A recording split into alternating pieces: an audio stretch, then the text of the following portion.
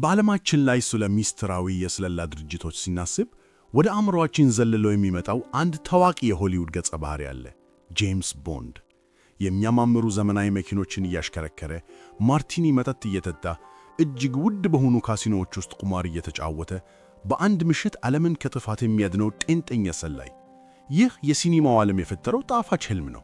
ነገር ግን እውነታው ከዚህ ሕልም እጅግ የራቀ፣ እጅግ ጨለማና እጅግ ደም አፋሳሽ ነው። እውነተኛው የስለላ ዓለም በካሲኖዎች ውስጥ ሳይሆን ጭጋግ በዋጣቸው የለንደን ጠባብ መንገዶች፣ በጠላት ግዛት ውስጥ በሚገኙ ቀዝቃዛ እስር ቤቶች እና ማንም በማያያቸው ሚስጥራዊ የግድያ ክፍሎች ውስጥ ነው የሚካሄደው። ጄምስ ቦንድ ተረት ነው። ነገር ግን ይህ ተረት የተመሠረተበት ድርጅት የህልውናችንን ታሪክ ከጀርባ ሆኖ የዘወረ፣ መንግሥታትን የገለበጠ፣ የዓለም ጦርነቶችን አቅጣጫ የቀየረ እና የራሱን ዜጎች ሳይቀር ለትልቅ ዓላማ ሲል መሥዋዕት ያደረገ ርኅራኄ የሌለው ማሽን ነው።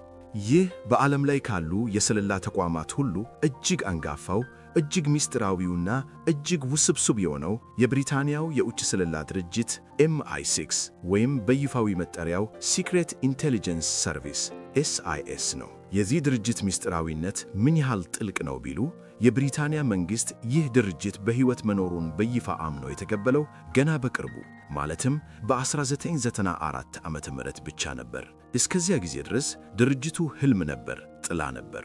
የለም። ዛሬ ከዚህ ግዙፍ የውሸትና የምስጢር መጋረጃ ጀርባ እንገባለን። የዓለምን የፖለቲካ ካርታ በደምና በቀለም የቀየረውን የዚህን አስፈሪ ድርጅት ሙሉ ታሪክ፣ ዓለምን ያስደነገጡ ታላላቅ ኦፕሬሽኖቹን፣ ድርጅቱን እስከ መሠረት ያናወጡ አሳፋሪ ውድቀቶቹንና ክህደቶቹን ከመጀመሪያ እስከ መጨረሻ በዝርዝር እንመለከታለን። ይህ የMI6 ታሪክ ነው። ለአንድ አፍታ ቪዲዮውን ላይክ እና ሰብስክራይብ በማድረግ ለድንቅ ታሪኮች ቻናላችን ድጋፋችሁን አሳዩን።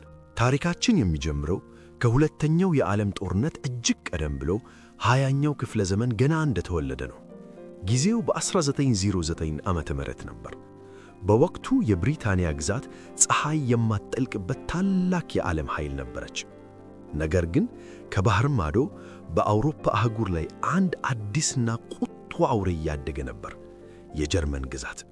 ብሪታንያውያን በገዛ ሀገራቸው ውስጥ የጀርመን ሰላዮች እንደ አሸዋ ፈልተዋል የሚል ከፍተኛ የሆነ የፍርሃትና የጥርጣሬ ፓራኖያ ስሜት ውስጥ ወድቀው ነበር። እያንዳንዱ የጀርመን ቱሪስት፣ እያንዳንዱ ጸጉር አስተካካይ ሰላይ የመሰላቸው ተጨነቁ። ይህንን ፍርሃት ለማርገብ የብሪታንያው ጠቅላይ ሚኒስትር ኸርበርት ሄንሪ አስኩዊዝ ሲክሬት ሰርቪስ ቢሮ የተባለ ምስጢራዊ ቢሮ እንዲቋቋም አዘዙ። ይህ ቢሮ ብዙም ሳይቆይ በሁለት ተከፈለ። የውስጥ ደህንነትን የሚቆጣጠረው MI5 ሲሆን ከብሪታንያ ድንበር ውጪ በመሄድ መረጃ የሚሰበስበው ደግሞ የውጭው ሰለላ ክፍል የዛሬው MI6 ሆነ። ነገር ግን አዲስ ድርጅት መፍጠር ቀላል ነው። ያንን ድርጅት ወደ አስፈሪ አውሬነት የሚቀይር መሪ ማግኘት ግን እጅግ ከባድ ነበር። ለዚህ የውጭ ሰለላ ክፍል የመጀመሪያ ዳይሬክተር ሆኖ የተመረጠው ሰው የሰለላን ዓለም ለዘላለም የቀየረ እጅግ አስገራሚ ገጸ ባህሪ ነበረው። ስሙ ሰር ማንስፊልድ ስሚዝ ካሚንግ ይባላል። ስሚዝ ካሚንግ እንደ ተራ የመንግሥት ቢሮክራት አልነበረም። የባህር ኃይል መኮንን የነበረ ፍጹም ኮስጣራ፣ በጭንቅላቱ ውስጥ ሺህ ሴራዎችን የሚያውጠነጥንና ሰዎችን በዐይኑ ብቻ ማስፈራራት የሚችል ሰው ነበር። ቢሮው ሲገባ ሰነዶች ላይ ሙሉ ስሙን ፈርሞ አያውቁም። ከሱ ስም የመጨረሻ ፊደል የተወሰደችዋን ሲ የምትለዋን ፊደል ብቻ በልዩ አረንጓዴ ቀለም በመተከም ይፈርም ነበር። ይህ የሲ ፊደልና የአረንጓዴ ቀለም ፊርማ እስከ ዛሬ እስከ 2024 ዓመተ ምህረት ድረስ ማንኛውም የMI6 ዳይሬክተር የሚጠቀምበት ሕያው ምስጢራዊ ትውፊት ሆኖ ቀጥሏል። የሆሊውድ ፊልም ላይ M ብለው የሚጠሩት አለቃ በእውነተኛው ዓለም ሲ ይባላል። የስሚዝ ካሚንግ ሕይወት በራሱ አፈ ታሪክ ነበር። በ1914 ዓመተ ምህረት ከልጁ ጋር በመኪና ሲጓዝ አስከፊ አደጋ ገጠመው። መኪናው ተገልብጦ ልጁ ሲሞት የስሚዝ ካሚንግ እግር ደግሞ በመኪናው ብረት ስር ተቀረቀረ። በአፈ ታሪክ እንደሚነገረው ልጁን ለማዳን ሲል የራሱን እግር በኪስ ቢላዋ ቆርጦ ለማውጣት ሞክሯል ይባላል። በመጨረሻም እግሩ ተቆርጦ በእንጨት እግር ውድን ሌግ ተተካ። ነገር ግን ይህ አደጋ ስሚዝ ካሚንግን አላዳከመውን፣ ይልቁንም በይልጥ አስፈሪ ያደረገው። አዲስ ሰላዮችን ሊቀጥር ቃለ መጠይቅ ሲያደርግላቸው ድንገት ወረቀት መቅደጃ ስለታም ቢላዋ ያነሳና በኃይል የላሱ የእንጨት እግር ላይ ይሰካዋል። አዲሱ ተቀጣሪ በድንጋጤ ሲዘል ስሚዝ ከሚንግ ፈገግ ይላል። ይህ ሰው ለህመም ስሜት የሌለው ለስለላ ሥራ ራሱን አሳልፎ የሰጠ ግጥር አባት ነበር። በ1914 ዓመተ ምህረት አንደኛው የዓለም ጦርነት ፈነዳ። ይህ ለኤምአይ6 የመጀመሪያውና እጅግ ደም አፋሳሹ የፈተና ጊዜ ነበር። ድርጅቱ ገና በቂ ሠራተኛ፣ በቂ በጀትና በቂ ልምድ አልነበረውም። ዘመናዊ የጠፈር ሳተላይቶች፣ ራዳሮች ወይም ኮምፒውተሮች በሌሉበት በዚያ ዘመን ብቸኛው የመረጃ ምንጭ የሰው ልጅ ሂውመን ኢንቴሊጀንስ ብቻ ነበር። የጀርመን ጦር ቤልጂየምንና የፈረንሳይን ግዛቶች በወረረ ጊዜ ስሚዝ ከሚንግ አንድ መረብ መዘርጋት ነበረበት። ጠላት ምን ያህል ጦር እያንቀሳቀሰ ነው? መቼ ነው የሚያጠቁት? እነዚህን ጥያቄዎች ለመመለስ ኤምአይ6 እጅግ አደገኛ የሆነ ኦፕሬሽን ጀመረ። ላዳም ብላንች ወይም ዘ ዋይት ሌዲ የተባለ በምስጢር የሚንቀሳቀስ የስለላ መረብ በቤልጂየም ውስጥ ተዘረጋ። ይህ ኦፕሬሽን የቦንድ ፊልም አይነት ማራኪነት አልነበረውም። እጅግ አሰልቺና ሞት አፋፍ ላይ ያለ ሥራ ነበር። ሰላዮቹ እነማን ነበሩ? ተራ ሴቶች፣ የባቡር ጣቢያ ሠራተኞች፣ ቄሶችና ነጋዴዎች ነበሩ። ለምሳሌ አንዲት አሮጊት ሴት ቤቷ መስኮት ስር ተቀምጣ ሹራብ ትሰራለች። ነገር ግን እያደረገች ያለችው ሹራብ መስራት አልነበረም።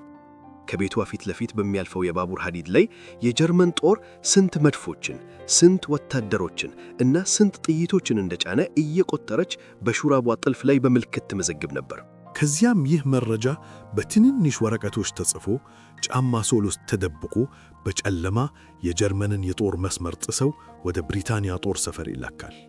የጀርመን ወታደራዊ ፖሊሶች እነዚህን ሰላዮች ከጠረጠሩ ምንም አይነት ፍርድ ቤት አልነበረም። እዚያው ግድግዳ ላይ አስደግፈው በጥይት መደብደብ ነበር።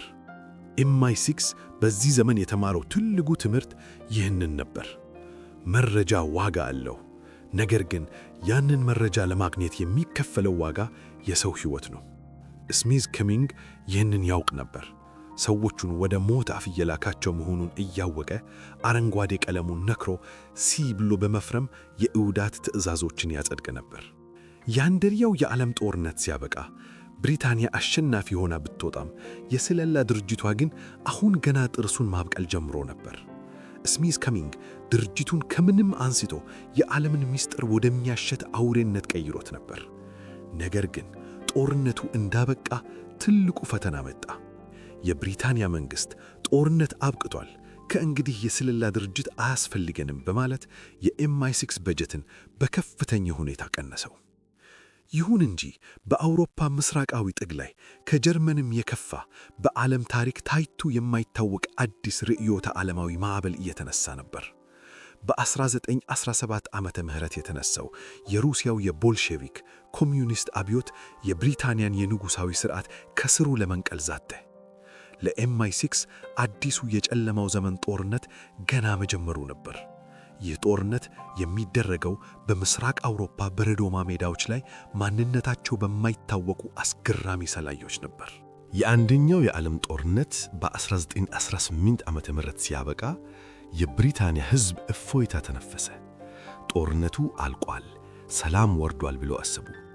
ነገር ግን በለንደን ከተማ ምስጢራዊ በሆኑት የኤምአይ6 የሚል ቢሮዎች ውስጥ ምንም አይነት የሰላም አየር አልነበረም።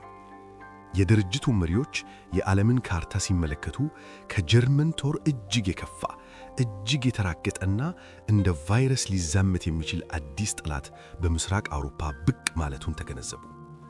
በሩሲያ ቭላዲሚር ሌኒንና የቦልሼቪክ ኮሚዩኒስት አብዮተኞች የዛርን ንጉሣዊ መንግሥት ገልብጠው ሥልጣን ይዘው ነበር። የሌኒን ዓላማ ሩሲያን ማስተዳደር ብቻ አልነበረም። ዓላማው መላውን ዓለም ማጥለቅለቅ፣ በተለይም ደግሞ የካፒታሊዝምና የኢምፔሪያሊዝም ምልክት የሆነችውን የብሪታንያን ግዛት ከስሩ መንቅሎ ማጥፋት ነበር። የሶቪየት መረጃ መረብ የሆነው ቼካ በኋላም ኬጂቢ የተባለው አስፈሪ ድርጅት በአውሮፓ ከተሞች ውስጥ ሰላዮቹን በማሰማራት አብዮቱን ለመቀጣጠል ቀን ከሌሊት ይሠራ ነበር። በዚህ ወቅት የብሪታንያ መንግሥት ለኤምአይ6 የሚሰጠውን በጀት እጅግ ቀንሶት ስለነበር ድርጅቱ ይህንን ግዙፍ የሶቪየት ማዕበል ለመቋቋም ጥቂት ነገር ግን እጅግ ብሩህ አእምሮ ያላቸውና ለሞት የማይፈሩ ሰላዮችን መጠቀም ግድ ሆነበት። ከነዚህ ሰላዮች መካከል ደግሞ የሰለላውን ዓለም ታሪክ ሙሉ በሙሉ የለወጠ የሰላዮች ቁንጮ the ace of spies በመባል የሚታወቅ አንድ እጅግ አስገራሚ ሰው ብቅ አለ። ስሙ ሲድኒ ራይሊ ይባላል። ኢያን ፍሌሚንግ የተባለው ጸሐፊ የጄምስ ቦንድን ገጸ ባህሪ ሲፈጥር ዋነኛ መነሻ ያደረገው ይህንን ሰው ነበር። ነገር ግን እውነተኛው ሲድኒ ራይሊ ከጄምስ ቦንድ 100 እጥፍ የሚበልጥ ውስብስብ፣ ርኅራኄ የሌለው እና አደገኛ ሰው ነበር። ሲድኒ ራይሊ ብሪታናዊ አልነበረም። የተወለደው በደቡባዊ ሩሲያ የአሁኗ ዩክሬን ሲሆን ትክክለኛ ስሙ ማን እንደነበረ፣ ቤተሰቦቹ እነማን እንደነበሩ እስከ ዛሬ ድረስ በእርግጠኝነት ማንም አያውቅም። ራይሊ 7 የተለያዩ ቋንቋዎችን ያለ ምንም የባዕድ ዘዬ አክሰንት አቅላጥፎ ይናገር ነበር። በርካታ ፓስፖርቶችን ይይዛል። ሴቶችን በአስማቲዊ የቃላት ኃይሉ ያማልላል። እናም ገንዘብን እጅግ ይወድ ነበር።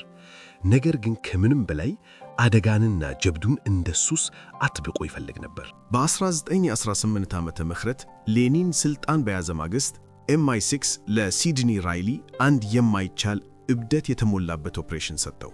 ተልእኮ ወደ ሞስኮ ሂድ፣ የሌኒንን የቦልሼቪክ መንግሥት ከውስጡ ነህ ገልብጥ፣ እናም ሌኒንን ራሱን አስወግድ የሚል ነበር። ይህ የአምባሳደሮች ሴራ ዲ አምባሳደርስ ፕሎት በመባል በታሪክ የሚታወቀው እጅግ ድፍረት የተሞላበት ኦፕሬሽን ነበር። ራይሊ የሶቪየት መረጃ ሠራተኛ፣ የቱርክ ነጋዴ እና የግሪክ ዲፕሎማት እየመሰለ ማንነቱን በመቀያየር ሞስኮ ገባ። ዕቅዱ እጅግ ደፋር ነበር። የሌኒንን ቤተ መንግሥት ክሬምሊንን የሚጠብቁት የላትቪያ ጠመንጃ አንጋቾች ላትቪያን ራይፍልሜን የሚባሉ ልዩ የጦር አባላት ነበሩ። ራይሊ እነዚህን ጠባቂዎች በከፍተኛ የብሪታንያ ገንዘብ በመደለል ሌኒን እና ሊዮን ትሮትስኪ በቲያትር ቤት ውስጥ ስብሰባ ላይ ባሉበት ሰዓት በድንገት አፍነው እንዲይዟቸው ካልሆነም እንዲገሏቸው አቅዶ ነበር። ራይሊ የሞስኮን ጎዳናዎች እንደራሱ ጓሮ ያውቃቸው ነበር። የሶቪየት የደህንነት ኃላፊዎች ቢሮ ድረስ ገብቶ መረጃዎችን ይሰርቅ ነበር። ነገር ግን የስለላ ዓለም በሰከንዶች ውስጥ ሊለወጥ ይችላል። ኦፕሬሽኑ ሊተገበር ቀናት ሲቀሩት ፋኒያ ካፕላን የተባለች ሌላ ራሷን የቻለች አብዮተኛ ከራይሊ ዕቅድ ጋር ምንም ግንኙነት በሌላት ሁኔታ ሌኒንን በአደባባይ በጥይት መታቸው። ሌኒን ክፉኛ ቢቆስልም አልሞተም። ሆኖም ይህ ድርጊት የሶቪየትን ቀይ ሽብር ሬድ ቴረር አስነሳ። የሶቪየት የደህንነት ኃይል ቼካ በቁጣ አበደ። የውጭ አገር ዜጎች፣ ተጠርጣሪዎችና የድሮው ሥርዓት ደጋፊዎች በጅምላ መታሰርና ያለ ፍርድ መገደል ጀመሩ። የራይሊ ስም እና የብሪታንያ ሴራ ተጋለጠ።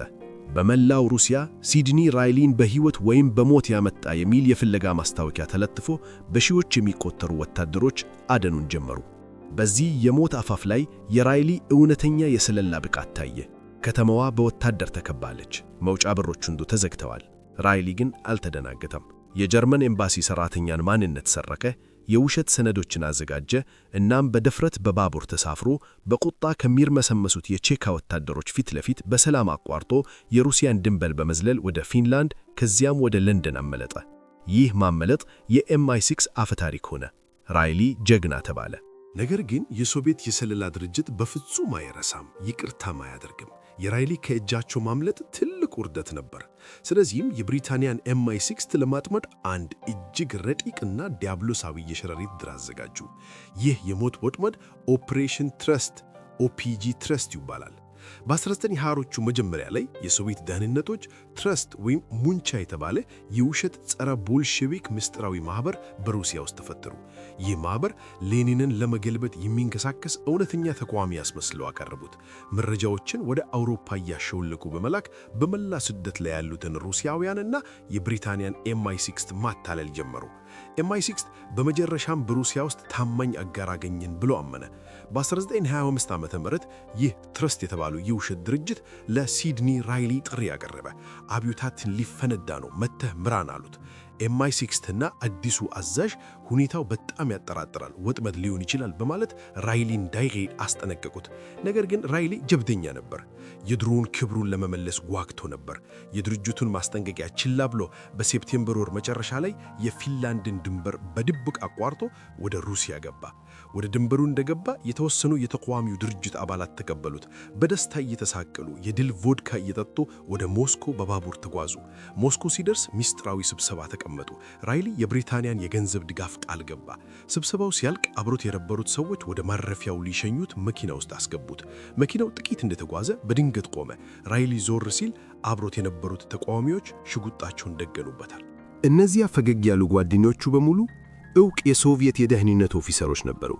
እውነተኛ ተቃዋሚ የሚባል አልነበረም። ሁሉም ነገር ከዳር እስከ ዳር የሶቪየት ቲያትር ነበር። ራይሊ ወጥመድ ውስጥ መግባቱን በዚያች ቅጽበት ተረዳ። የሰላዮቹ ቁንጮ በራሱ ጨዋታ ተበልጦ ነበር። ወዲያውኑ ወደ አስፈሪው የሉቢያንካ የእስር ቤት ተወሰደ። የሶቪየት መርማሪዎች ለሳምንታት በከፍተኛ ስቃይ መረመሩት። የብሪታንያን ምስጢሮች እንዲያወጣ አስገደዱት። ራይሊ ግን በሞት አፋፍ ላይ ሆኖም የውሸት መረጃዎችን እየሰጠ ሊያታላላቸው ሞከረ። በመጨረሻም ጥቅም እንደሌለው ሲረዱ የህዳር ወር ቅዝቃዜ ባለበት አንድ ምሽት ከሞስኮ ውጪ ወደ አለ አንድ ጫካ ወሰዱት። ከመኪናው ወርደው እንዲራመድ አዘዙት። ጥቂት እርምጃዎች እንደተራመደ ከኋላው በክላሽኒኮቭ ጥይት በረዶ አርከፈከፉበት። የዓለም ታላቁ ሰላይ ከትውልድ ሀገሩ በረዶ ላይ ተዘረሮ ቀረ። የሲድኒ ራይሊ መገደልና የኦፕሬሽን ትረስት መጋለጥ ለኤምአይ6 እጅግ ከባድ የሞራልና የመዋቅር ድብደባ ነበር። የብሪታንያ ሰላዮች አንድ መራራ እውነት ተማሩ። የሶቪየት መረጃ ድርጅት በቀላሉ የሚታለል አይደለም። የረጅም ጊዜ ዕቅድ በማውጣት በማታለልና በጭካኔ ወደር የሌለው ኃይል መሆኑን አረጋገጡ። ይህ ሽንፈት ኤምአይ6 አካሄዱን እንዲቀይር አስገደደው። ከግለሰብ ጀግንነት ይልቅ ወደ ቴክኖሎጂ፣ ወደ ምስጢራዊ ኮዶች እና ወደ ሳይንሳዊ የሰለላ ጥበብ ማደግ እንዳለበት ተገነዘበ። ምክንያቱም ከጥቂት ዓመታት በኋላ ከሶቪየት ሩሲያም የከፋ ዓለምን ወደ እሳት ባህር የሚከታ እና የሰለላን ዓለም እስከ መጨረሻው የሚፈትን አዲስ ጨለማ ከጀርመን ምድር እየተነሳ ነበር። አዶልፍ ሂትለር ወደ ሥልጣን እየመጣ ነበር። ሁለተኛው የዓለም ጦርነት ሊጀምር ነው። በ1939 ዓመተ ምህረት አውሮፓ በድጋሚ በጨለማ ተዋጠች። አዶልፍ ሂትለር እና የናዚ ጀርመን ጦር እንደ ሰደድ እሳት አውሮፓን መቦጠጥ ጀመሩ። የብሪታንያ ጦር በፈረንሳይ ምድር ክፉኛ ተመትቶ በደንከሪክ በባህር ዳርቻ ላይ ለጥቂት ሲያመልጥ ብሪታንያ ብቻዋን ቀረች።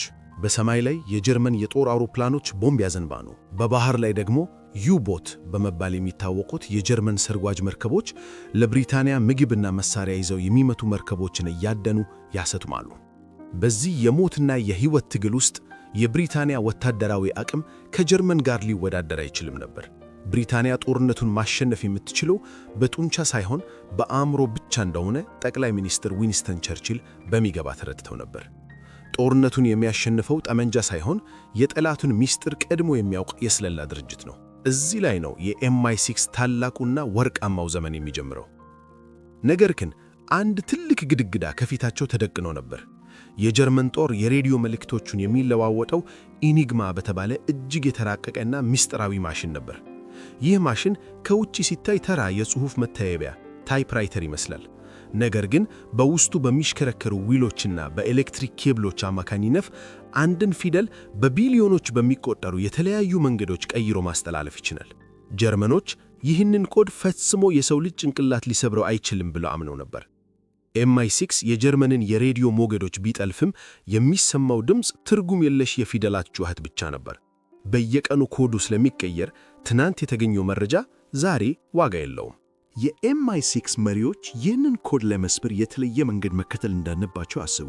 ጄምስ ቦንድን የመሰሉ ጠመንጃ ያነገቡ ሰላዮችን ሳይሆን የሂሳብ ሊቃውንትን፣ የቼዝ ጌታዎችን፣ የቋንቋ ምሁራንንና የእንቆቅልሽ ፈቺዎችን መሰብሰብ ጀመሩ። እነዚህን ያልተለመዱ ሰላዮች ከለንደን ከተማ ወጣ ብሎ ወደሚገኝ ብሌችሊ ፓርክ ወደሚባል አንድ ግዙፍና ምስጢራዊ የገጠር ቪላ አጓዟቸው። ይህ ቦታ ስቴሽን ኤክስ የሚል ምስጢራዊ ስም ተሰጥቶት ነበር። በዚህ የሊቃውንት ስብስብ ውስጥ ታሪክን የለወጠ አንድ ወጣት የሂሳብ ሊቅ ነበር። ስሙ አላን ቱሪንግ ይባላል። ቱሪንግ ጸጥተኛ፣ ብቻውን ማውራት የሚወድ እና ማህበራዊ ሕይወት የማይመቸው ሰው ነበር።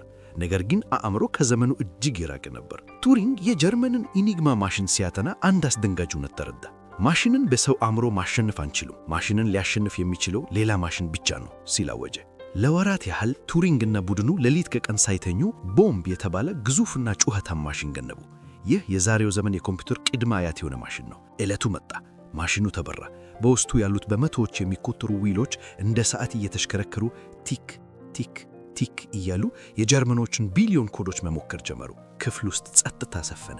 ሁሉም ሰው ትንፋሹን ውጦ ማሽኑን ይመለከታል። በድንገት ማሽኑ ቆመ። ኮዱ ተሰበረ።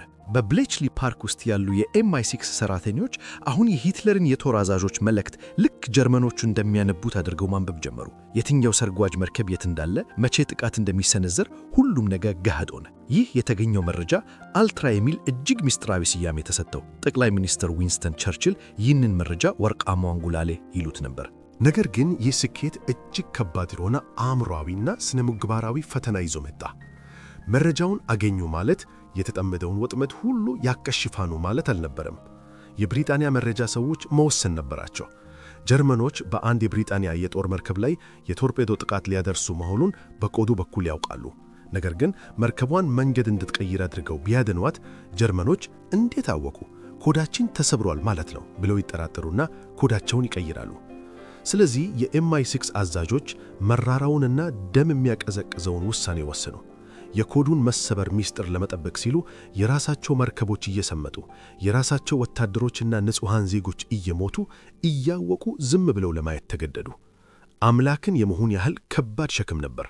በመቶዎች የሚቆጠሩ ሰዎችን ለሞት አሳልፈው የሰጡት በሚሊዮን የሚቆጠሩትን ወደፊት ለማዳን ሲሉ ነበር። የሰለላ ዓለም የጭካኔ ጥግ እዚህ ላይ በግልጽ ይታይ ነበር። በአንድ በኩል ብሌችሊ ፓርክ የጀርመንን አንጎል ሲያነብ፣ በሌላ በኩል ደግሞ ኤምአይ6 ከሀገር ውስጥ ደህንነቱ ከኤምአይ5 ጋር በመተባበር ሌላ አእምሮን የሚያዞር ኦፕሬሽን እየሰራ ነበር። የድርብ ማታለል ስርዓት the double cross system ወይም 22 ሲስተም ይባላል። የጀርመኑ የስለላ ድርጅት አቡዌር በፓራሹትና በጀልባ በመቶዎች የሚቆጠሩ ሰላዮችን ወደ ብሪታንያ ምድር አስገባ። የጀርመን ዓላማ የብሪታንያን የጦር ዝግጅት መረጃ መሰብሰብ ነበር። ነገር ግን ጀርመኖች ያላወቁት አንድ አስደንጋጭ እውነት ነበር። ወደ ብሪታንያ የላኳቸው ሰላዮች የብሪታንያን ምድር እንደረገጡ ወዲያውኑ በኤምአይ5 እና ኤምአይ6 ወኪሎች ተይዘው ነበር። ነገር ግን ይህ ስኬት እጅግ ከባድ የሆነ አእምሮአዊና ስነ ምግባራዊ ፈተና ይዞ መጣ። መረጃውን አገኙ ማለት የተጠመደውን ወጥመድ ሁሉ ያከሽፋሉ ማለት አልነበረም። የብሪታንያ መረጃ ሰዎች መወሰን ነበረባቸው። ጀርመኖች በአንድ የብሪታንያ የጦር መርከብ ላይ የቶርፔዶ ጥቃት ሊያደርሱ መሆኑን በኮዱ በኩል ያውቃሉ። ነገር ግን መርከቧን መንገድ እንድትቀይር አድርገው ቢያድኗት ጀርመኖች እንዴት አወቁ? ኮዳችን ተሰብሯል ማለት ነው ብለው ይጠራጠሩና ኮዳቸውን ይቀይራሉ። ስለዚህ የኤምአይ6 አዛዦች መራራውንና ደም የሚያቀዘቅዘውን ውሳኔ ወሰኑ። የኮዱን መሰበር ሚስጥር ለመጠበቅ ሲሉ የራሳቸው መርከቦች እየሰመጡ፣ የራሳቸው ወታደሮችና ንጹሃን ዜጎች እየሞቱ እያወቁ ዝም ብለው ለማየት ተገደዱ። አምላክን የመሆን ያህል ከባድ ሸክም ነበር። በመቶዎች የሚቆጠሩ ሰዎችን ለሞት አሳልፈው የሰጡት በሚሊዮን የሚቆጠሩትን ወደፊት ለማዳን ሲሉ ነበር።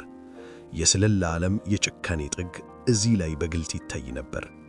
በአንድ በኩል ብሌችሊ ፓርክ የጀርመንን አንጎል ሲያነብ፣ በሌላ በኩል ደግሞ ኤምአይ6 ከሀገር ውስጥ ደህንነቱ ከኤምአይ5 ጋር በመተባበር ሌላ አእምሮን የሚያዞር ኦፕሬሽን እየሰራ ነበር። የድርብ ማታለል ስርዓት ወይም the double cross system ወይም 20x ሲስተም ይባላል። የጀርመኑ የስለላ ድርጅት አቡዌር በፓራሹትና በጀልባ በመቶዎች የሚቆጠሩ ሰላዮችን ወደ ብሪታንያ ምድር አስገባ። የጀርመን ዓላማ የብሪታንያን የጦር ዝግጅት መረጃ መሰብሰብ ነበር። ነገር ግን ጀርመኖች ያላወቁት አንድ አስደንጋጭ እውነት ነበር። ወደ ብሪታንያ የላኳቸው ሰላዮች ወደ ብሪታንያን ምድር እንደረገጡ ወዲያውኑ በኤምአይ5 እና ኤምአይ6 ወኪሎች ተይዘው ነበር። ኤጀንት ጋርቦ ለጀርመን የስለላ ማዕከል በሬዲዮ መልእክት ላከ። ትክክለኛው የአጋር ኃይሎች ወረራ የሚመታው በኖርማንዲ ሳይሆን በካሌ ፓደካሌ በኩል ነው አላቸው። ኤምአይ6 ይህንን ውሸት እውነት ለማስመሰል በካሌ አቅጣጫ በሚታየው የብሪታንያ የባህር ዳርቻ ላይ ከላስቲክ የተነፉ የውሸት ታንኮችን፣ ከእንጨት የተሰሩ የውሸት አውሮፕላኖችን አቆመ። የውሸት የሬዲዮ ልውውጦችን በማድረግ ግዙፍ ጦር የሰፈረ አስመሰለ። አዶልፍ ሂትለር የኤጀንት ጋርቦን መረጃ ሙሉ በሙሉ አመነ። እውነተኛው የጦር ወረራ በኖርማንዲ ሲጀመር እንኳን ሂትለር ይህ ትክክለኛው ጦርነት አይደለም፣ ማታለያ ነው፣ ትክክለኛው ጦር በካሌ በኩል ነው የሚመጣው ብሎ ታላላቅ የፓንዘር ታንኮቹን ጦርነቱ ከሌለበት ቦታ አቆማቸው። ወረራው ተሳካ። አውሮፓ ነፃ ወጣች። ሂትለር ለጋርቦ ተአማኒነት የጀርመንን ከፍተኛ የጀግንነት ሜዳሊያ አይረን ክሮስ ሲሸልመው፣ በተመሳሳይ ጊዜ የብሪታንያው ንጉሥ ደግሞ ለዚሁ ሰው የብሪታንያን ከፍተኛ ኒሻን ሸለሙት። ይህ የኤምአይ6 የብሩህ አእምሮና የረቂቅ ማታለል ጊዜ ነበር። ነገር ግን ብሌችሊ ፓርክ በጸጥታ ሂሳብ ሲያሰላ፣ ሌላኛው የብሪታንያ የስለላ ክንፍ ግን በአውሮፓ ጫካዎች ውስጥ በቦምብ በስለጥ እና በደም የተሞላ እጅግ ርኅራኄ የሌለው የሽምቅ ጦርነት እያካሄደ ነበር። MI6 ወይም MI6 በብሊችሊ ፓርክ በኩል የጀርመንን የሬዲዮ ሞገዶች በጸጥታ ሲጠልፍ፣ ጠቅላይ ሚኒስትር ዊንስተን ቸርችል ግን ሌላ ተጨማሪ ኃይል አስፈልጓቸው ነበር። በአውሮፓ ምድር ላይ ቃጠሎን ፍጠሩ፣ አውሮፓን በእሳት አጋዩአት፣ set Europe ablaze በማለት ትዕዛዝ አስተላለፉ። በ1940 ዓመተ ምህረት ከMI6 ጎን ለጎን ግን እጅግ የተለየና ጨካኝ የሆነ አዲስ ድርጅት ተፈጠረ። ይህ ስፔሻል ኦፕሬሽንስ ኤክስኪዩቲቭ ወይንም በአጭሩ SOE ወይም ስፔሻል ኦፕሬሽንስ ኤክስኪዩቲቭ በመባል ይታወቃል። የዚህ ድርጅት ዓላማ መረጃ መሰብሰብ አልነበረም። ዓላማው ማጥፋት፣ መግደል፣ ድልድዮችን ማፈንዳትና የጀርመንን የጦር መስመር ከውስጥ ማተራመስ ነበር። ይህ የተለመደው ወታደራዊ ጦርነት አልነበረም። ሕግ የለውም። የጄኔቫ ስምምነት አይሰራም። ለዚህም ነው በብሪታንያ ከፍተኛ ወታደራዊ መኮንኖች ዘንድ ጨዋነት የጎደለው የጦርነት ሚኒስቴር the Ministry of Ungentlemanly Warfare የሚል የንቀትና የፍርሃት ቅጽል ስም የተሰጠው። SOE ሰላዮቹን የሚመለምለው ከተራው የጦር ሰራዊት ውስጥ አልነበረም። ሌቦችን፣ የባንክ ዘራፊዎችን፣ እጀ ሰባራዎችንና ምንም የማያጡት ነገር የሌላቸውን ደፋር ዜጎችን ይመለምል ነበር። ከእነዚህም ውስጥ የSOE ትልቁ ስኬትና የዓለምን ታሪክ የቀየረው አዲስ ክስተት ሴቶችን እንደ ዋና የውጊያና የስለላ ወኪሎች አድርጎ መጠቀም መጀመሩ ነው። በዚያን ጊዜ ሴቶች ጦር ሜዳ መሄድ አይፈቀድላቸውም ነበር። ነገር ግን SOE አንድ ነገር ተረዳ። አንዲት ወጣት ሴት ቢስክሌት እየነዳች የፈረንሳይን የገጠር መንገድ ስታቋርጥ የጀርመን ወታደሮች ብዙም አይጠረጥሯትም። የሴትነቷ ተፈጥሮ ምርጥ የመደበቂያ ካባ ሆነላት። ከነዚህ ጀግና ሴቶች መካከል አንካሳዋ እመቤት the limping lady የተባለችው ቨርጂኒያ ሆል ትጠቀሳለች። ቨርጂኒያ አሜሪካዊት ስትሆን በአደን አደጋ ምክንያት አንደኛው እግሯ ከጉልበቷ በታች ተቆርጦ በእንጨት የተተካ ነበር። ነገር ግን ይህ አላገታቱም። SOE አሰልጥኖ ወደ ፈረንሳይ ላካት። እዚያም ሊዮን በተባለችው ከተማ የፈረንሳይን ተቃውሞ ኃይሎችን ፍሬንች ሬዚስተንስ ታደራጅ ነበር። የጦር መሳሪያዎችን በድብቅ ታከፋፍላለች፣ የጀርመን እስረኞችን ታስመልጣለች። የጀርመኑ አስፈሪው ጌስታፖ የደህንነት ኃይል ይቺ አንካሳ ሴት ከሁሉ በላይ አደገኛ የጠላት ሰላይ ናት፣ ፈልጋችሁ አምጧት የሚል ቀጭን ትዕዛዝ እስከ ማውጣት ደርሶ ነበር። ነገር ግን ቨርጂኒያ በዚያ የእንጨት እግሯ የፒሬኒስ ተራሮችን በበረዶ ውስጥ በእግሯ አቋርጣ በማምለጥ የጀርመኖችን እጅ ነክሳለች። የSOE ወኪሎች ስልጠና እጅግ ዘግናኝና ጨካኝ ነበር። ስኮትላንድ በሚገኙት ቀዝቃዛ ኮረብታዎች ላይ በሚገኝ ምስጢራዊ ካምፕ ውስጥ ወኪሎቹ እንዴት በባዶ እጅ የሰውን አንገት መስበር እንደሚችሉ፣ ፈንጂን በከሰል ቅርጽ ሰርቶ በባቡር ማገዶ ውስጥ እንዴት መክተት እንደሚቻል እና በጀርመኖች ከተያዙ እንዴት መርዝ ውጠው ራሳቸውን ማጥፋት እንዳለባቸው ፒል ወይም ሊተል ፒል ይማሩ ነበር። ከዚህም በተጨማሪ ይህ ድርጅት የራሱ የሆነ የፈጠራ ክፍል ነበረው። ልክ በጄምስ ቦንድ ፊልም ላይ እንዳለው የኪው ብራንች ክፍል ማለት ነው። ይህ ክፍል እጅግ አስገራሚ የሆኑ የመግደያ የማጥቂያ መሳሪያዎችን ይሠራ ነበር። በ1942 ዓመተ ምህረት SOE እና የቼኮስሎቫኪያ በስደት ላይ ያለ መንግሥት በመተባበር ኦፕሬሽን አንትሮፖይድ የተባለ እጅግ አደገኛና ታሪካዊ የማጥቃት ዘመቻ አቀዱ።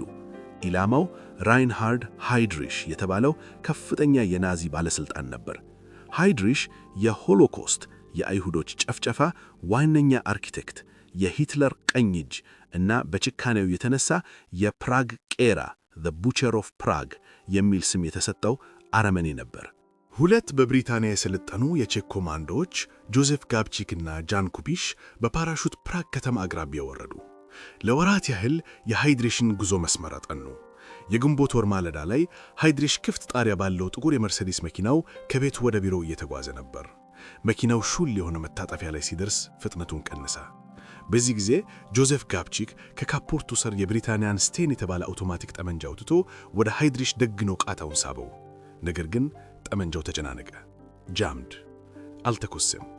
ሃይድሪሽ ተነስቶ ሽጉጡን ሲያወጣ ሁለተኛው ኮማንዶ ጃን ኩቢሽ በSOE የተሰራ ልዩ ጸረ ታንክ ቦምብ ወደ መኪናው ወረወረ። ቦምቡ ፈነዳ። መኪናው ተሰነጠቀ። ሃይድሪሽ በወቅቱ ባይሞትም ከጥቂት ቀናት በኋላ በቦምቡ ስቡርባሪዎች ምክንያት በገባበት ኢንፌክሽን ሕይወቱ አለፈ። ይህ ኦፕሬሽን በሁለተኛው የዓለም ጦርነት ወቅት የተገደለው ብቸኛው ከፍተኛ የናዚ አመራር ነበር። ይህ ድል ግን እጅግ ከፍተኛ ዋጋ አስከፈለ። ሂትለር በቁጣ አበደ። ሊዲሴ የተባለችውን ሙሉ የቼክ መንደር አወደመ። ወንዶቹን በሙሉ ረሸነ። ሴቶችና ሕፃናትን ወደ ማጎሪያ ካምፕ ላከ። ሁለቱም ኮማንዶዎች በአንድ ቤተ ክርስቲያን ውስጥ ተደብቀው ለሰዓታት ከተዋጉ በኋላ እጅ ላለመስጠት ራሳቸውን አጠፉ። በፈረንሳይ፣ በግሪክ፣ በኖርዌይና በመላው አውሮፓ ያሉ የኤስኦኢ ወኪሎች የብሪታንያን አጭር ሞገድ ሬዲዮ ቢቢሲ እያዳመጡ የጥቃት ትዕዛዛትን ይቀበላሉ።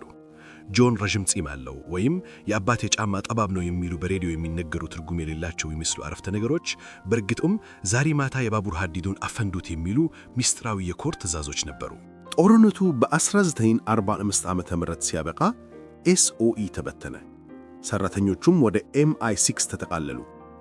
የብሪታንያ መረጃ አውታር ጀርመንን በማሸነፉ ታላቅ የድል ስሜት ተሰምቶት ነበር። ዓለምን ከፋሽዝም እንዳዳኑት አምነው ነበር። ነገር ግን ይህ የድል ስካር ብዙም አልቆየም። MI6 ወደ ውጪ እየተመለከተ ጀርመኖችን ሲያሸንፍ አንድ እጅግ ዘግናኝና አጥፊ የሆነ ነቀርሳ ግን ልክ በራሳቸው የልብ ትርታ ውስጥ በለንደን ዋና መስሪያ ቤታቸው ውስጥ ዝም ብሎ እያደገ ነበር። ይህ ነቀርሳ ብሪታንያን ለዘላለም የሚያዋርድ፣ የአሜሪካን አጋርነት የሚያናጋ እና በመቶዎች የሚቆጠሩ የነጻነት ታጋዮችን ለሞት አሳልፎ የሚሰጥ ነበር። በቀዝቃዛው ጦርነት መባቻ ላይ MI6 ከውጭ ጠላት ጋር ሳይሆን ከራሱ ልጆች ጋር ፊት ለፊት ሊጋደም ነው። የታሪክ ትልቁ የክህደት ዘመን የካምብሪጅ አምስቱ the Cambridge 5 አሳዛኝ ምዕራፍ ሊከፈት ነው። በ1945 ዓመተ ምህረት የሁለተኛው የዓለም ጦርነት ፍጻሜውን አገኘ። ናዚ ጀርመን አመድ ሆነች። ሆኖም የብሪታንያና የአሜሪካ መሪዎች የድል ሻምፓኝ ጠርሙሳቸውን ገና ከፍተው ሳይጨርሱ በአውሮፓ አህጉር ላይ ሌላ እጅግ ጨለማና ቀዝቃዛ የሆነ የብረት መጋረጃ the Iron Curtain ተዘረጋ። የቀድሞ አጋራቸው የነበረው የሶቪየት ኅብረት ሩሲያ በአዲሱ መሪዋ በጆሴፍ ስታሊን ትዕዛዝ ስር ሆና ግማሹን አውሮፓ ወጥ አስቀረችው። አዲሱ የዓለም ሥርዓት ግልጽ ሆነ። በምዕራቡ ካፒታሊስትና በምስራቁ ኮሚኒስት መካከል በኒውክሊየር ጦር መሳሪያ ጥላ ስር የሚካሄድ የሞትና የሕይወት ትግል፣ ቀዝቃዛው ጦርነት the Cold War በይፋ ተጀመረ። MI6 ወይም MI6 ፊቱን ወደ አዲሱ ጠላቱ ወደ ሞስኮ አዞረ። የብሪታንያ የስለላ አለቆች አንድ ትልቅ ትዕቢትና በራስ መተማመን ነበራቸው። እኛ ጀርመንን ያሸነፍን የዓለማችን ምርጥ የሰላ ድርጅት ነን፣ የሩሲያ ገበሬዎች የሰሩት KGB ፈጽሞ ሊያታልለን አይችልም ብለው አምነው ነበር። ነገር ግን ይህ ትዕቢታቸው በታሪክ ታይቶ የማይታወቅ ድርጅቱን እስከ ስረ መሰረቱ ያናወጠና የብሪታንያን ስም ለዘላለም ያጎደፈ እጅግ ዘግናኝ ክህደት ይዞ መጣ። የሩሲያ የስለላ ድርጅት MI6ን ለማጥቃት የተጠቀመው ስልት እንደ ቀድሞው ከውጭ ሆኖ በሩን በመስበር አልነበረም። የሩሲያውያን ስልት ረቂቅ፣ ትዕግስት የተሞላበት እና ልክ እንደ ካንሰር ከውስጥ ወደ ውጭ የሚበላ ነበር። ይህንን ያደረጉት ደግሞ የካምብሪጅ አምስቱ በመባል በሚታወቁት እጅግ የተከበሩ ሀብታም እና የብሪታንያ የልሂቃን መደብ አባል በሆኑ 5 ወጣቶች አማካይነት ነበር። ከነዚህ 5 ከዳተኞች መካከል አንዱ የሰላውን ዓለም በክፋትና በብልሃት ያስገረመው የክህደት ሁሉ ቁንጮ የሆነው ሰው ይገኝበታል። ስሙ ሃሮልድ ኤድሪያን ረሰል ፊልቢ ይባላል። ወዳጆቹ ግን ኪም ብለው ይጠሩታል። ኪም ፊልቢ ተራ ሰላይ አልነበረም። የተወለደው በከበርቴ ቤተሰብ ውስጥ ነው። የተማረው በታዋቂው የካምብሪጅ ዩኒቨርሲቲ ነው። የለበሰው ልብስ ቄንጠኛ፣ አነጋገሩ የብሪታንያ የባላባት ዘዬ ያለው እና ሲያወራ በትንሹ የሚንተባተብ ስታተር ሰው ነበር። ይህ መንተባተቡ ሰዎች እንዳይፈሩትና የዋህ ሰው አድርገው እንዲያስቡት አድርጎ ነበር። ማንም ሰው ይህ የካምብሪጅ ምሁር፣ ይህ የብሪታንያን ሻይ በስርዓት የሚጠጣ ባላባት እንዴት የሩሲያ ኮሚኒስት ሰላይ ሊሆን ይችላል ብሎ ማሰብ ይቅርና ማለምም አይችልም ነበር። ነገር ግን ኪም ፊልቢ ገና በዩኒቨርሲቲ ተማሪ እያለ በኮሚኒዝም ርዕዮተ ዓለም ተማርኮ ራሱን ለሶቪየት መረጃ ድርጅት አሳልፎ ሰጥቶ ነበር። ሩሲያውያን ለፊልቢ አንድ ግልጽ ትዕዛዝ ሰጡት። ወደ ብሪታንያ የሰለላ ድርጅት ውስጥ ተቀጠር፣ ስተጉርህን ተስተካከል፣ ኮሚኒስት መሆንህን አሳምቆ የሚሰጥ ማንኛውንም ጽሑፍ አጥፋ፣ ካፒታሊስት እና የሀገር ወዳድ አስመስለህ የድርጅቱ መሰላል ላይ እስከ መጨረሻው ጫፍ ድረስ ውጣ። እናም ፊልቢ አደረገው። በሁለተኛው የዓለም ጦርነት ወቅት MI6 ተቀላቀለ። በብቃቱ፣ በሥራ ወዳድነቱ እና በአስመሳይ ባህሪው አለቆቹን አጠመዳቸው። የሥልጣን እርከኑን በፍጥነት ወጣ። የክህደቱ አስገራሚ ጥግ የሚታየው እዚህ ላይ ነው። የቀዝቃዛው ጦርነት ሲጀምር MI6 ሴክሽን 9 የተባለ በቀጥታ የሩሲያ ሶቪየት ሰላዮችን የሚያድንና የሚዋጋ አዲስ እና እጅግ ምስጢራዊ ክፍል አቋቋመ። ይህንን ክፍል እንዲመራ የተሾመው ማን ነው? ኪም ፊልቢ። አስቡት፣ የብሪታንያ መንግሥት የሩሲያን ሰላዮች እንዲያድን የሾመው ዋና አዛዥ ድራሱ የሩሲያ ዋነኛ ሰላይ ነበር። ይህ ቀበሮውን የዶሮ ቤት ጠባቂ አድርጎ እንደመሾም ነበር። ፊልቢ በጠረጴዛው ላይ የሚደርሱትን እጅግ ምስጢራዊ የብሪታንያና የአሜሪካ ሰነዶች በሙሉ ማታ ማታ ፎቶ እያነሳ በድብቅ ለሩሲያው የኬጂቢ አገናኙ ያስተላልፍ ነበር። የፊልቢ ክህደት በወረቀት ላይ የተወሰነ አልነበረም። ዋጋው የሰዎች ደምና ሕይወት ነበር። በ1949 ዓመተ ምህረት MI6 እና አዲሱ የአሜሪካ የሰለላ ድርጅት CIA በመተባበር ኦፕሬሽን ቫሌብል የተባለ እጅግ ምስጢራዊ ዘመቻ አቀዱ። ዓላማው በአልባንያ ሀገር ያለውን የኮሚኒስት መንግሥት ከውስጥ ሽምቅ ተዋጊዎችን በማስገባት ለመገልበጥ ነበር። በመቶዎች የሚቆጠሩ አልባንያውያን ስደተኞች በብሪታንያ ወታደሮች ሰልጥነው በሌሊት በፓራሹትና በጀልባ ወደ አልባንያ ተላኩ። የአሜሪካና የብሪታንያ መሪዎች ኦፕሬሽኑ ስኬታማ ይሆናል ብሎ ሲጠበቁ፣ አልባንያ የገቡት ምስኪን ታጋዮች ግን ገና መሬት ሳይነኩ አየር ላይ እያሉ ወይንም የባህር ዳርቻውን እንደረገጡ የታጠቁ የኮሚኒስት ወታደሮች መትረየስ አቀባብለው ይጠብቋቸው ነበር። ሁሉም ታረዱ፣ ተገደሉ እና በእስር ቤት ማቀቁ። CIA እና MI6 ግራ ተጋቡ። እንዴት ጠላት ቀድሞ አወቀ? የት ቦታ እንደምናወርዳቸው እንዴት አወቁ? እያሉ ተጨነቁ። እውነታው ግን ደም የሚያቀዘቅዝ ነበር።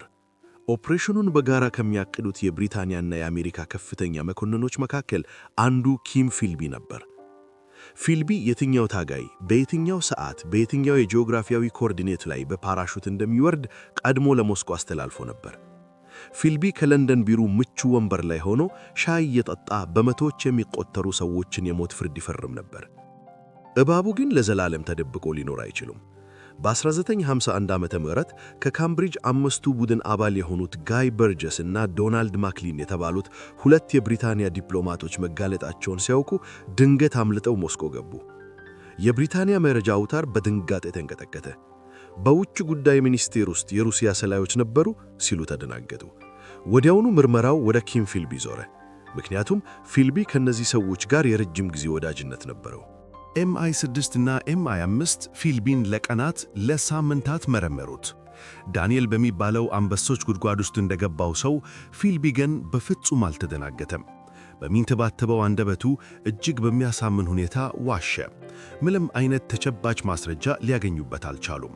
የብሪታንያ መንግሥት የውጭ ጉዳይ ሚኒስትር የነበሩት ሃሮልድ ማክሚላን በፓርላማ ፊት ቀርበው ሚስተር ፊልቢ ሀገሩን የካደበት ምንም አይነት ማስረጃ የለም ብለው በይፋ አጸዱት። ነገር ግን ጥርጣሬው አላበቀም።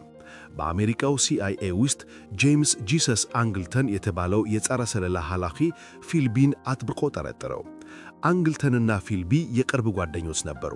አብረው ምሳ ይበላሉ፣ ሚስጥር ይለዋወጡ ነበር።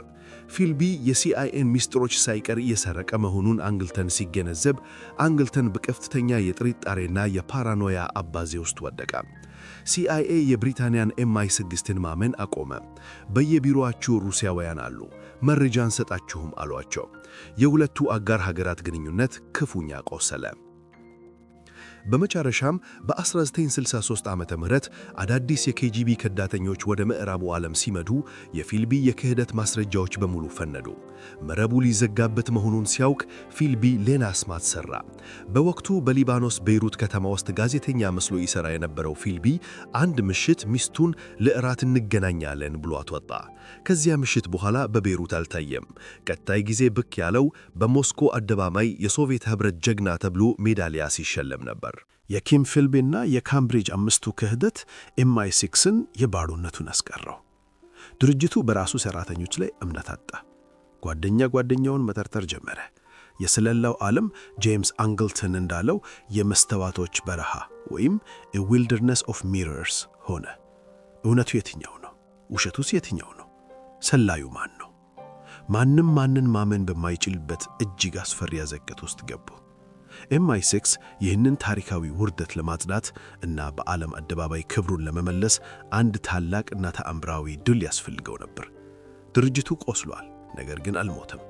ከ20 ዓመታት በኋላ በቀዝቃዛው ጦርነት ማብቂያ ላይ ሞስኮ ልብ ውስጥ ገብተው የዓለምን ታሪክ የቀየረ አንድ የሩሲያ ከፍተኛ የኬጂቢ ጀነራልን ሰርቀው በማውጣት የበቀል ጽዋቸውን የሚጠጡበት ጊዜ ይመጣል። ይህ የMI6 የመጨረሻው የጀግንነት ማረጋገጫ ኦፕሬሽን ፔምሊኮ ይባላል። የኪም ፊልቢ ክህደት በMI6 ወይም MI6 የልብ ትርታ ላይ የፈጠረው ጥቁር ጠባሳ በቀላሉ የሚሽር አልነበረም። የብሪታንያ የስለላ አለቆች ኬጂቢን ከውስጥ የሚያፈርስ በሞስኮ እምብርት ውስጥ የሚገኝ የራሳቸው የሆነ ፊልቢ ያስፈልጋቸው ነበር። ይህ ህልም በ1974 ዓመተ ምህረት እውን ሆነ። ኦሌግ ጎርዲየቭስኪ የሶቪየት የስለላ ድርጅት ኬጂቢ ከፍተኛ መኮንን እና የኮሚኒስት ሥርዓት እምነት የተሰጠው ልጅ ነበር። ሆኖም የሶቪየት መንግሥት በቼኮስሎቫኪያና በምስራቅ አውሮፓ ሕዝቦች ላይ የሚያደርሰውን ጭቆና ሲመለከት በልቡ ውስጥ አብዮት ተፈጠረ። የኮሚኒዝም ርዕዮተ ዓለም ውሸት መሆኑን አምኖ ተቀበለ። በዴንማርክ ኮፐንሃገን በኬጂቢ ሥራ ላይ ያለ እጅግ በምስጢር MI6ን አግኝቶ ለእናንተ መሥራት ፈልጋለሁ፣ ሀገሬን ከውስጥ ሆኜ ማጥፋት ፈልጋለሁ አላቸው። MI6 ይህንን መረጃ ሲያገኝ ማመን አቃተው። በስለላ ቋንቋ በቦርድ ላይ የወደቀ የሎተሪ ዕጣ a winning lottery ticket on the table ነበር። ጎርዲየቭስኪ ሰኖቶን የሚል የምስጢር ኮድ ስም ተሰጠው። ለቀጣዮቹ 11 ዓመታት ጎርዲየቭስኪ የኬጂቢን ማዕከላዊ የነርቭ ሥርዓት ለብሪታንያና ለአሜሪካ መረጃ አውታሮች አጋለጠ። በምዕራቡ ዓለም ውስጥ የተሰገሰጉ የሩሲያ ሰላዮችን ስም ዘረዘረ። የሶቪየትን የኒውክሌር ዕቅዶች አስረከበ እና ከሁሉም በላይ በ1983 ዓመተ ምህረት አሜሪካና ሩሲያ በኒውክሌር ጦርነት ሊጣፉ ጫፍ በደረሱበት ኤብል አርቸር 83 ወቅት መረጃ በማቀበል ዓለምን ከሦስተኛው የዓለም ጦርነት አዳነ። በ1985 ዓመተ ምህረት ጎርዲየቭስኪ የሞስኮ ኬጂቢ ጽሕፈት ቤት ኃላፊ ሆኖ ተሸሞ። MI6 ታላቅ ድል አከበረ። የነሱ ሰው የጠላት ካምፕ ዋና አዛዥ ሆኗል። ነገር ግን በዚሁ ዓመት በአሜሪካ CIA ውስጥ ሲሰራ የነበረው አልድሪጅ ኤምስ የተባለ አሜሪካዊ ሰላይ ራሱን ለኬጂቢ ሸጠ። ኤምስ ለአዲሶቹ አሳዳሪዎቹ በኬጂቢ ውስጥ አንድ ከፍተኛ የብሪታንያ ሰላይ እንዳለ ሹክ አላቸው። የኬጂቢ የጥርጣሪ ዓይን ወደ ጎርዲየቭስኪ ዞረ። ከለንደን ወደ ሞስኮ ለስብሰባ እንዲመጣ ተጠራ። ሞስኮ እንደደረሰ ፓስፖርቱን ተነጠቀ። ምስጢራዊ በሆነ የገጠር ቤት ውስጥ በመጠጥና በመድኃኒት ትሩት ሴረም አደንዝዘው ለቀናት መረመሩት። ጎርዲየቭስኪ ግን የሰለጠነ ሰላይ ነበር። ከሞት አፋፍ ላይ ሆኖም ክህደቱን አላመነም። ኬጂቢ ምንም አይነት ተጨባጭ ማስረጃ ስላላገኘ እሱን መግደል አልቻለም። ነገር ግን በእስር ቤት አይነት የቤት ክትትል ስር አዋለው። እያንዳንዱ እርምጃው፣ እያንዳንዱ ስልኩ ይጠለፍ ነበር። ከቤቱ ሲወጣ 3 የኬጂቢ መኪኖች ይከተሉት ነበር። ጎርዲየቭስኪ ማምለጥ እንዳለበት አወቀ። ካለበለዚያ ሞት እንደሚጠበቀው እርግጠኛ ነበር። በለንደን ያሉ የMI6 አለቆች አንድ እብድ የሚመስል ነገር ግን ብቸኛ የሆነ የማዳን ዕቅድ ነበራቸው። ኦፕሬሽን ፒምሊኮ። ይህ ዕቅድ ከበርካታ ዓመታት በፊት የተዘጋጀና ማንም ሰው በእውኑ ይተገበራል ብሎ ያላሰበው ነበር። ጁላይ 16 በ1985 ዓ.ም ጎርዲየቭስኪ የኬጂቢ አፋኞቹን ለማጣለል ከቤቱ ወጥቶ የሩጫ ልብስ ለብሶ መሮጥ ጀመረ። ጠባቂዎቹ ሲዘናጉበት ወደ አንድ ጫካ ገብቶ ጠፋ። ከዚያም በድብቅ ባቡር ተሳፍሮ ከሞስኮ ወጣ ብሎ ወደምትገኘውና ከፊንላንድ ድንበር አቅራቢያ ወዳለችው ቪቦርግ ወደምትባል አነስተኛ ከተማ ተጓዘ። በዚያች ከተማ ብሪታንያውያን ዲፕሎማቶች የሆኑ የMI6 ወኪሎች በሁለት የፎርድ ሴራ መኪኖች ይጠበቁት ነበር። ቦታው እጅግ አደገኛ ነበር። በየአቅጣጫው የኬጂቢ ወታደሮችና የድንበር ጠባቂ ውሾች ይርመሰመሳሉ። ቀኑ ሞቃት ነበር። ጁላይ 19 ከሰዓት በኋላ ጎርዲየቭስኪ በተባለው ቦታ ቆመዋል። የብሪታንያ የዲፕሎማት መኪኖች መቱ። መኪናው ለአፍታ ሲቆም ጎርዲየቭስኪ በቅጽበት ተወርውሮ ከመኪናው ጀርባ መጫኛ ትራንክ ወይም ቡት ውስጥ ገባ። የሰውነቱ ሙቀት በዚያች ጠባብና አየር በሌላት የብረት ሳጥን ውስጥ እየጨመረ መጣ። የዲፕሎማቶቹ መኪኖች ወደ ፊንላንድ ድንበር ማቋረጫ አመሩ። ድንበሩ ላይ ሲደርሱ የሶቪየት ድንበር ጠባቂዎች መኪኖቹን አስቆሟቸው። ፓስፖርቶቻቸውን መመርመር ጀመሩ። ጠባቂዎቹ ከመኪናዎቹ ጀርባ የሆነ ነገር እንደሚሸተት ተጠርጥረው የኬጂቢ አነፍናፊ ውሾችን አመጡ። ውሾቹ የመኪናውን ጀርባ ማነፍነፍ ጀመሩ። በግንድ ትራንክ ውስጥ የታፈነው ጎርዲየቭስኪ የውሾቹን ትንፋሽና ጩኸት ከብረቱ ማዶ ይሰማ ነበር። ልቡ እንደ ከበሮ ይመታ ነበር። በቃ ተያዝኩ፣ አበቃ ብሎ አሰበ። በዚህ የሞትና የሕይወት ሰከንድ የኤምአይ6 ወኪሎች አንድ ብልሃት ተጠቀሙ። በዲፕሎማትነት ከሚሰራው ወኪል ሚስት እቅፍ ውስጥ የነበረው ሕፃን ልጅ የቺዝ ሽታ ያለው ድንች ይበላ ነበር። ሚስትየው ሆን ብላ የድንቹን ከረጢት መኪናው ውጪ ልክ ውሾቹ በሚያነፈንፉበት ቦታ ላይ ጣለችው። ይህች ትንሽና ተራ የምትመስል ድርጊት ዓለምን ቀየረች። የኬጂቢ አነፍናፊ ውሾች የጎርዲየቭስኪን የሰው ጠረን ትተው የቺዙንና የድንቹን ጠረን ማነፍነፍ ጀመሩ። ድንበር ጠባቂዎቹ ምንም እንዳላገኙ ሲያረጋግጡ የብሪታንያ ዲፕሎማቶች መኪናውን ከፍተው እንዲያሳዩ ጠየቁ። ነገር ግን ዲፕሎማቶቹ ይህ የብሪታንያ መንግሥት ንብረት ነው፣ ዲፕሎማቲክ ኢሚዩኒቲ፣ ልትከፍቱት አትችሉም ብሎ በቁጣ ተከራከሩ።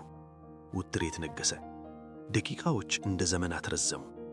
የሶቪየት ወታደሮች ግራ ተጋብተው መሪዎቻቸውን ለማማከር ሲሄዱ በመጨረሻም ይለፉ የሚል ትዕዛዝ መጣ። መኪናዎቹ ሞተራቸውን አስነስተው የብረት በሩን አልፈው ወደ ፊንላንድ ነፃ ግዛት ገቡ። የፊንላንድን ድንበር እንዳቋረጡ መኪናውን አቁመው ግንዱን ከፈቱት። ጎርዲየቭስኪ በላቡ ተዘፍቆ አየር እያጠረው ወጣ። ነፃነት። ይህ ኦፕሬሽን ለኤምአይ6 ከሞት መነሳት ወይም ሬዘሬክሽን ነበር።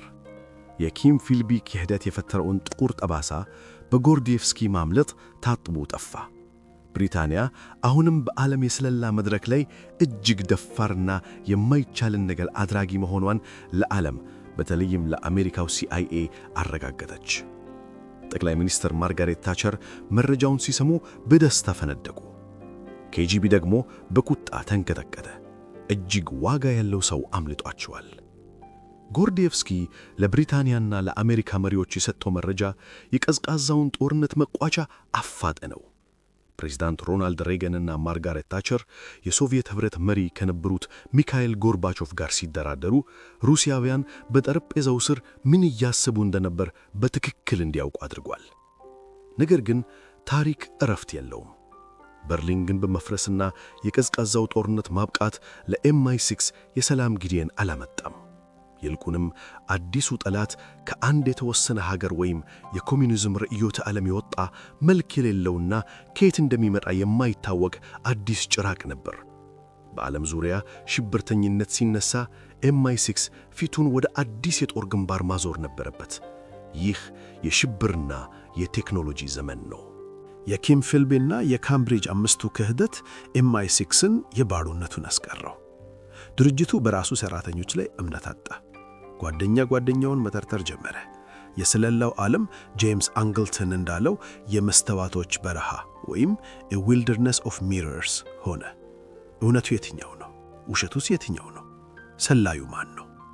ማንም ማንን ማመን በማይችልበት እጅግ አስፈሪ አዘቅት ውስጥ ገቡ።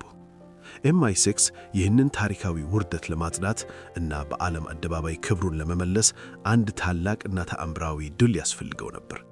ድርጅቱ ቆስሏል፣ ነገር ግን አልሞተም። ከ20 ዓመታት በኋላ በቀዝቃዛው ጦርነት ማብቂያ ላይ ሞስኮ ልብ ውስጥ ገብተው የዓለምን ታሪክ የቀየረ አንድ የሩሲያ ከፍተኛ የኬጂቢ ጀነራልን ሰርቀው በማውጣት የበቀል ጽዋቸውን የሚጠጡበት ጊዜ ይመጣል። ይህ የኤምአይ6 የመጨረሻው የጀግንነት ማረጋገጫ ኦፕሬሽን ፔምሊኮ ይባላል። የቀዝቃዛው ጦርነት ትኩሳት በሞስኮና በዋሽንግተን መካከል ሲካሄድ የብሪታንያ የስለላ ድርጅቶች ግን ከራሳቸው ጀርባ በራሳቸው የቤት ግቢ ውስጥ ሌላ እጅግ ደም አፋሳሽና ውስብስብ ጦርነት ውስጥ ገብተው ነበር። ይህ ጦርነት The Troubles በመባል የሚታወቀው የሰሜን አየርላንድ የእርስ በርስ ግጭት ነው።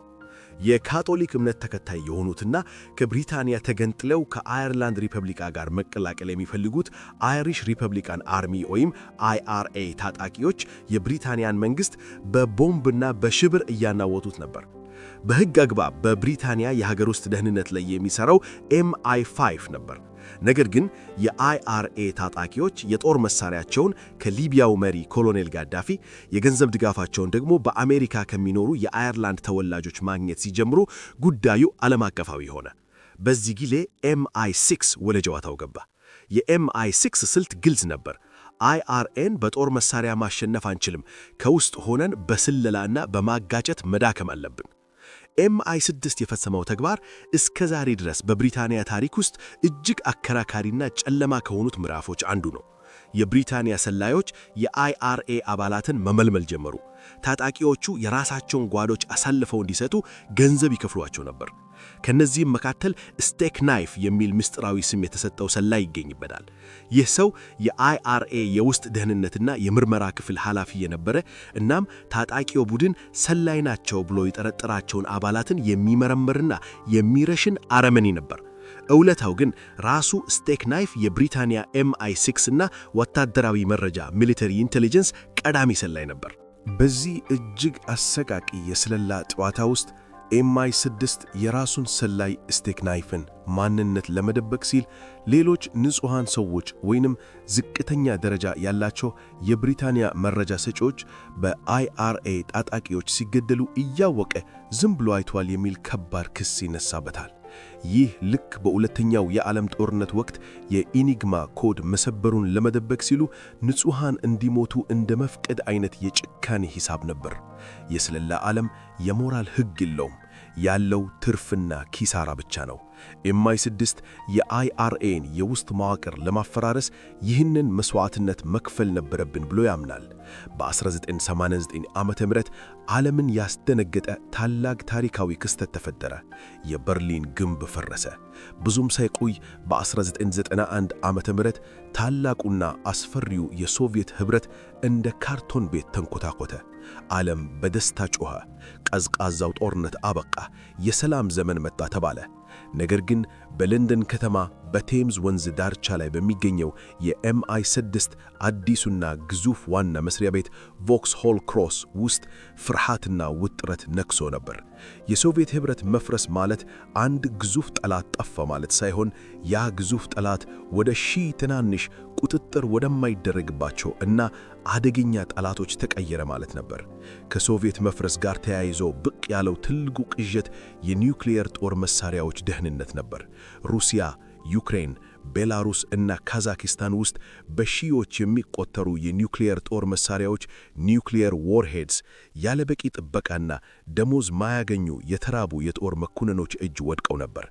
MI6 አንድ ትልቅ ጥያቄ አንገበገበው። እነዚህ የኒውክሊየር ቦምቦች ወይንም የኒውክሊየር ሳይንቲስቶች በመካከለኛው ምስራቅ ወደ አሉ አምባገነኖች እንደ ሳዳም ሁሴን ወይንም ሙአመር ጋዳፊ ወደ አሸባሪ ቡድኖች እጅ ቢገቡስ? ይህንን ለማስቀረት MI6 ከአሜሪካው CIA ጋር በመተባበር እጅግ ፈጣንና ሚስጥራሚ የሆኑ የመግዛትና የማስለቀቅ ኦፕሬሽኖችን ማካሄድ ጀመረ። የብሪታንያ ሰላዮች የነዳጅ ነጋዴዎችና ባለሀብቶች መስለው ወደ ምስራቅ አውሮፓ በመጓዝ የተራቡትን የቀድሞ የሶቪየት የኒውክሊየር ሳይንቲስቶችን በዶላር እየደለሉና ሥራ እየሰጡ ዕውቀታቸውን ለሌላ አደገኛ አካል እንዳይሸጡ ያደርጉ ነበር። የዩራኒየምና ፕሉቶኒየም ማዕድናት በጥቁር ገበያ እንዳይሸጡ በከፍተኛ ገንዘብ እየገዙ ወደ አስተማማኝ ቦታ ያጓጉዙ ነበር። በዚህ የሽግግር ወቅት MI6 ሌላ እጅግ አደገኛ አውሬ ሲያድግ ተመለከተ። ከመንግስታት ቁጥጥር ውጭ የሆነው ዓለም አቀፍ ሽብርተኝነት። በአፍጋኒስታን ተራሮች ላይ ከሶቪየት ጦር ጋር ተዋግቶ ያሸነፈው የአልቃይዳ ቡድን በኦሳማ ቢንላደን መሪነት አዲሱን ጦርነቱን በምዕራቡ ዓለም ላይ አወጀ። MI6 ይህንን ስጋት ቀድሞ ያውቅ ነበር። በ1990ዎቹ መገባደጃ ላይ የብሪታንያ መረጃ ወኪሎች የአልቃይዳን እንቅስቃሴ በቅርበት ይከታተሉ ነበር። ነገር ግን የሽብር መረቡ እጅግ የተበታተነ፣ መሪዎቹ በዋሻ ውስጥ የተደበቁ እና እንደ ቀድሞው የKGB ሰላዮች በዲፕሎማት ካባ የማይታወቁ ስለነበሩ መረጃ መሰብሰብ እጅግ ከባድ ሆነባቸው። የስለላው ጨዋታ ሕግ ተቀይሯል። የኮድ ማጥፊያ ማሽኖች ወይም ባለቀለም ፓስፖርቶች ሃይማኖታዊ አክራሪነትን ሊያነቡ አይችሉም ነበር። እናም መስከረም 11 በ2001 ዓመተ ምህረት ዓለም ለዘላለም ተቀየረች። በአሜሪካ ላይ የተፈጸመው አሰቃቂ የሽብር ጥቃት የብሪታንያን MI6 ከእንቅልፉ ቀሰቀሰው። አሁን ጦርነቱ ያለው በበርሊን አደባባይ ወይም በሞስኮ ጫካ ውስጥ አልነበረም። ጦርነቱ የመታው በመካከለኛው ምስራቅ በረሃዎች፣ በየመን ተራሮች እና በራሳቸው በለንደን ከተማ የውስጥ ጎዳኖች ላይ ነበር። MI6 አዲስ ቆዳ መልበስ ነበረበት። ከተለመዷዊው ሂውመንት የሰውን መቅጠር በተጨማሪ ወደ አዲሱ የቴክኖሎጂ አድማስ መሻገር ግድ ሆነበት። የኮምፒውተር ሳይንስ፣ የሳይበር ጦርነት እና ድሮኖች የዘመኑ አዳዲስ የጦር መሳሪያዎች ሆኑ። የድሮው ጄምስ ቦንድ ሞቷል። አዲሱ የMI6 ፊት አሁን ብቅ ይላል። 2001 ዓ.ም መስከረም 11 ቀን ላይ የኒውዮርክ መንቴ ሕንፃዎች ሲደረመሱ የMI6 የሥራ ባህልም አብሮ ተደረመሰ። ከዚህ በፊት ለነበሩት 10 ዓመታት ድርጅቱ ያተኮረው በሩሲያ መንግሥት በKGBና በታላላቅ የዲፕሎማሲ ሥራዎች ላይ ነበር። ነገር ግን ሽብርተኝነት መዳና ሁሉም ነገር ተቀየረ። አዲሱ ጠላት መንግሥት አልነበረውም፣ ዋና መስሪያ ቤት አልነበረውም፣ ወታደራዊ ዩኒፎርም አልለበሰም። ጠላቱ በማንኛውም ቦታ ሊኖር የሚችል አክራሪነት በነገሰባቸው የዓለም ማዕዘናት የተደበቀና በዘመናዊ ኢንተርኔት አማካኝነት ከመላው ዓለም ወጣቶችን የሚመለምል ሰይጣናዊ ኃይል ነበር። MI6 በአዲሱ ዘመን የፊት መስመር ላይ ነበር። የብሪታንያ የውጭ ሰለላ ድርጅት አሜሪካውያን አጋሮቹን በመርዳት ኦሳማ ቢን ላደንንና የአልቃይዳ መረብን ለማደን በአፍጋኒስታንና በፓኪስታን ተራሮች ውስጥ የራሱን የሰለላ መረብ ዘጋ። ይሁን እንጂ በአፍጋኒስታን የተደረገው ጦርነት ለ10 ዓመታት ሲራዘም MI6 ትልቁንና እጅግ አደገኛውን ፈተናውን ተጋፈጠ። በ12 ዓመታት ውስጥ ከአልቃይዳ የወጣው እጅግ ጨካኝ የሆነው አዲስ የሽብር ድርጅት ISIS ብቅ አለ። ISIS የቴክኖሎጂ አቅም ነበረው። በሶሻል ሚዲያ አማካኝነት ፕሮፓጋንዳውን ያስፋፋ ነበር። በኢንተርኔት በኩል የገንዘብ ዝውውር ያደርግ ነበር። እናም በተራቀቁ የኮድ መተግበሪያዎች ኢንክሪፕሽን አፕስ አማካኝነት ከለንደን እስከ ባግዳድ ይገናኝ ነበር። MI6 እነዚህን ምስጢራዊ መልእክቶች ለመጥለፍ የነበረው አቅም እጅግ አነስተኛ ነበር። እዚህ ላይ ነው የMI6 ትልቁ የቴክኖሎጂ ለውጥ የተካሄደው። ድርጅቱ ከነባሩ የሰለላ ዘዴ ወጥቶ ወደ ሳይበር ሰለላ ዘልቆ ገባ። የብሪታንያ መንግሥት GCHQ ከተባለው የኤሌክትሮኒክስ መረጃ መሰብሰቢያ ተቋም ጋር በመተባበር MI6 ዓለምን የሚያሰሩ የኢንተርኔት ኬብሎችን፣ የሳተላይት መገናኛዎችንና የመረጃ ማዕከሎችን መጥለፍ ጀመረ። ከዚህም በላይ ድርጅቱ የራሱ የሆነ የሶፍትዌር መሐንዲሶች ክፍል አቋቋመ። እነዚህ ሰላዮች ጠመንጃ አይይዙም። የሚያይዙት በኮምፒውተር ኮድ የተሞላ ላፕቶፕ ነው። ዓላማቸው የጠላትን የኢንተርኔት መረብ መጥለፍ፣ የሽብር ድርጅቶችን የገንዘብ መለያዎች ባንክ አካውንትስ ማቀዝቀዝ እና ከምንም በላይ የአሸባሪዎችን የሳይበር ግንኙነት መፍረስ ነበር። በ1990ዎች የMI6 ወኪል በፓሪስ ሆቴል ውስጥ በድቡቅ ፎቶ ሲያነሳ ነበር። በአሁኑ ዘመን ግን ወኪሉ በለንደን ቢሮ ተቀምጦ በሺዎች የሚቆጠሩ ማይሎች ርቀት ላይ ያለን የሽብርተኛ ኮምፒውተር የካሜራ ሌንስ በመቆጣጠር ምስል ይወስዳል። የሰዎች ቦታን በሳተላይት ይቆጣጠራል። የሞባይል ስልካቸውን በድብቅ ያዳምጣል። የMI6 ሰላዮች አሁን አርቲፊሻል ኢንተለጀንስ AI የሚጠቀሩ ሳይንቲስቶች ናቸው። ነገር ግን ይህ ሁሉ ቴክኖሎጂ ቢኖርም MI6 አንድ መራራ እውነታን በቅርቡ ተገነዘበ። የሰው ልጅ መረጃ ሂውመን ኢንተለጀንስ ከማንኛውም ማሽን በላይ ዋጋ አለው። አሁንም ቢሆን በአሸባሪዎች የውስጥ ክበብ ውስጥ የገባ አንድ ብቸኛ ሰላይ የሚሰጠው መረጃ ከ10,000 ሳተላይቶች ከሚሰበሰብ መረጃ ይበልጣል። ስለዚህ MI6 ለሰው ሰላዮች የሚሰጠውን ስልጠና የበለጠ አጠናከረ።